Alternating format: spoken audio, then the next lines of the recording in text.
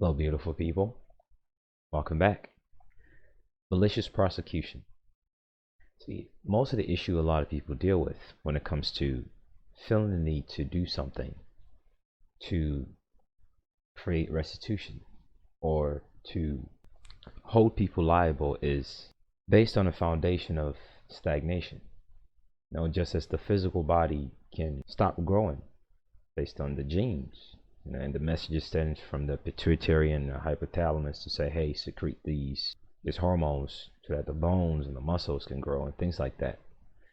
Just as the physical body stops growing based on a certain limitation, most people's minds are the same way. That's the reason why you will see people walking around, they're in their 40s, 50s, 60s, but their mind not quite equivalent to the amount of time they spend on earth. And that same issue, that plague of the mind, is transferred into things of this nature, pen and paper game. And most people take their own personal interpretation as to what they would do, what they would think, what they would feel in walking their life into a legal world. You say you want to sue somebody for malicious prosecution, and the only thing that you're dealing with are just the mere feelings involved, which is in some cases reasonable, because that feeling can show intent also if you can finagle it properly. But forget the feelings of what they've done to you. Forget the fact that the man or woman was an asshole. Remove the feelings and set up the substance that qualify for the test and the element and standard of the claim that you're making, so that it could serve and qualify as a relief that will be granted. Most people, when you ask them about malicious prosecution and you tell them to illustrate to you what qualifies what they want to enforce as malicious prosecution, you'll realize that it's just something was said, something was done, and the other party kind of retaliated, and now they're emotionally hurt, which is rightful. It really is. But at the same time, the world that you're stepping in has very fixed algorithms that you must comprehend. It doesn't limit you. It actually benefits you, because oftentimes when these people on the other end take advantage of you and trespass on your preserved rights, it usually falls perfectly in line with these elements, standards, and tests. So when it comes to malicious prosecution, remove the way you feel, remove the intricacies of what the guy said or did, and deal with the standards and elements. So what are the standards, tests, and elements to qualify as malicious prosecution, which is an offshoot of due process, and which is in the Fourth Amendment of the United States Constitution and whatever section in your respective state constitution. And malicious prosecution is also an offshoot of Eighth Amendment cruel and unusual punishment. And that same verbiage of cruel and unusual punishment would also exist in your state constitution. So find it and put it to use, regardless of whatever jurisdiction you're in. Even if you're going into federal jurisdiction, invoke the state constitution to be in harmony. Never abandon it. Never ever abandon it, because that will be your saving grace in any other given circumstance where they want to pull some loopholes. But nonetheless, malicious prosecution, what are the elements and tests of what qualifies as malicious prosecution? 2019 case, a very recent one, in the Supreme Court, state of Illinois. Remember, it matters not what state it's at. If it's in the Supreme Court and it's in an appeal level, full faith and credit all the way. And in fact, other states can make reference to it to come to their decisions. And when you look at other res judicata's regarding malicious prosecution starting from 2009 onward, they will make reference to this case law, regardless of what state is at, despite this being a Supreme Court on a state level. Docket number 122654. Alan Beeman, who is appealant, versus Tim Friesmeier, amongst other people, the one being appealed against. Opinion filed February 7, 2019. Standard. Illinois courts have adhered consistently to this standard, holding that liability for malicious prosecution, quote, extends to all persons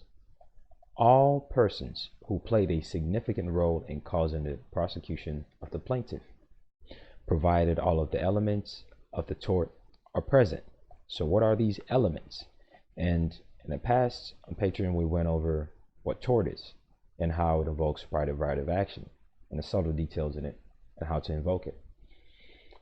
So standards are qualified by elements because the elements is based on the intricacies of what happened and how it happened. So what are the elements of malicious prosecution? So the standard lets you know that these elements applies to everyone, not just the cop or the judge. It can be the man walking past you that did that one small thing that escalated everything that made it worse. It can be whoever called that 911 and created disorderly conduct and created a false report, right? Yeah, that. So what are the standards? There are 5 of them, and they even mentioned it. They said liability does depend on whether the defendant was actively instrumental. Defendant as in whoever you bring in the claims against.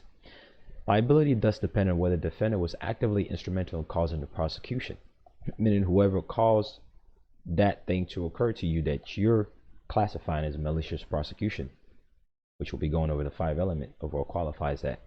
And the presumption of prosecutorial independence can be overcome by showing that the defendant improperly exerted pressure on the prosecutor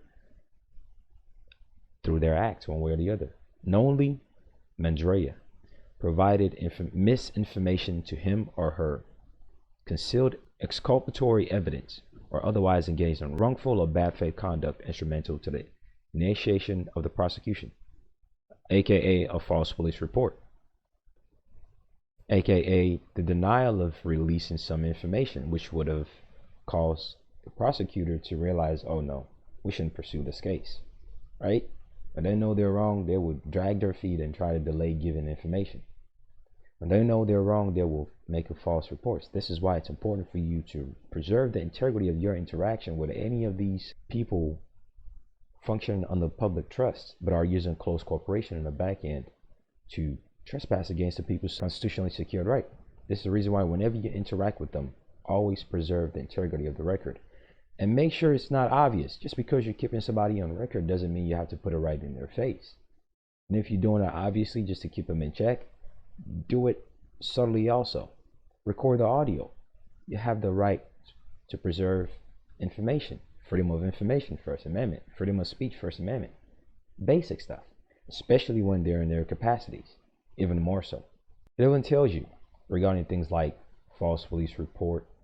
It tells you police officers may be subject to liability for malicious prosecution if they initiate a criminal proceeding, because whenever they arrest anyone or do anything, where else do they go after that?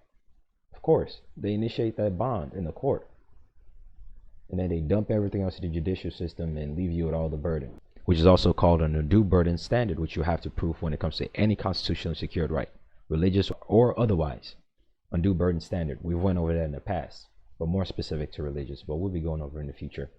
So they leave you with all that burden by way of a false police report or omission of information, because omission is synonymous to fraud. Because if someone omits an information and they know that the omission of it will affect the outcome and you're not aware of it, and they relied on it, or you relied on your lack of that information, and it damaged you in the future, or it was damaging you currently, then that's also fraud. That's a summary of what fraud is. An information that exists that someone knew about that they didn't disclose to you but was substantive to the situation, and whoever did not disclose it to you was well aware of it and relied upon it, and it was to your detriment. So it doesn't have to be obvious stuff like false police report. Police officers may be subject to liability for malicious prosecution if they initiate a criminal proceeding by presentation of false statements, or by withholding, right there, omission, withholding exculpatory information from the prosecutor. So what are the 5 elements of malicious prosecution? To state a cause of action for tort of malicious prosecution. I already tell you which jurisdiction malicious prosecution is under. The plaintiff must prove 5 elements. There you are. Every buzzword of rights people say they have and the things that they want to claim, there are elements, tests, and standards. If you don't know them, you're just going into a war zone blind, ass naked, without any equipment, nothing. This is the reason why people's cases get thrown out and they get upset at the end and start yelling fraud this, fraud that. Well, what it really looks like is you're trying to defraud them because you're not bringing the proper stuff in. You're the fraud, not them. You don't know your rights. This is the reason why they're so comfortable screwing everyone over, because people don't know the element standards that attest to their rights. 1. The commencement of or continuance of an original criminal or civil judicial proceeding by the defendant, meaning the one that you're suing. So for whatever reason, it ended up in a suit, to generate that monies, right?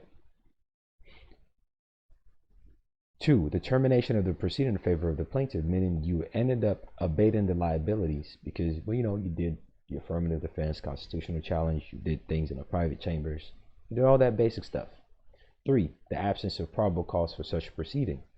Of course, you have to know the elements of what probable cause are and what probable cause is and what the exceptions are, which we've went over in the past. So this is tying automatically into a whole nother right in and of itself. The presence of malice, meaning it was done maliciously and intentionally. This is the importance of you keeping your own record, because I guarantee you somewhere within all that interaction, you will find a malicious intent clearly demonstrated. And 5, damages resulting to plaintiff. If your right to trespass against, that's automatically damaged. And there are different types of damages: actual damage, future damage, irreparable damage, nominal damage, which usually you probably shouldn't claim because they usually ignore that. Punitive damage, and so on and so forth, which we go over Patreon, as to how the different jurisdictions are specific to the different types of damages that you claim. They're going to tell you the absence of any of these elements bars a plaintiff's malicious prosecution claim. Simple and straightforward. Really, it's really just that simple. It's really just that straightforward. There it is right there. Those are the elements to malicious prosecution, which ties into due process and 8th Amendment cruel and unusual punishment. How you finagle that in your paperwork, how you tie it together, up to you. But nonetheless, there are the elements. The least you can say is someone never told you. Take care. Best of luck. Hey, and also don't forget to join my Patreon if you haven't. There I go through documents that I have used personally successfully and videos that I do not post here on YouTube that are in many ways private in nature. And also I go through live audio interactions and video interaction of my own experience with certain things. And I also have a website where you can go through a list of documents or services if you need them. And these videos that are posted on YouTube are also uploaded on Anchor. You can listen to it via audio means. And there's an Instagram page and a Facebook page. The link is on the screen and in the description. Take care and best of luck.